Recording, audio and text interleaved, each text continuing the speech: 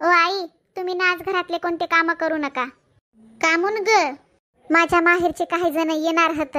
जर तुम्हाला काम करताना बघितलं तर काय विचार करतील? म्हणतील की सासूला काम करायला लावायली. असं का? माहेरवाल्यांच्या पुढं सून चांगलं होण्याचं लय नाटक करायली. थांब जरा, आता आज सगळी कामं मीच करते आणि तुझ्या इज्जतीचा कचरा करते.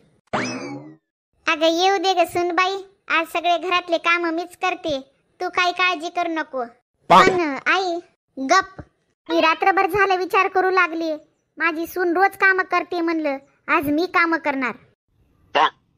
बरं ठीक आहे मग.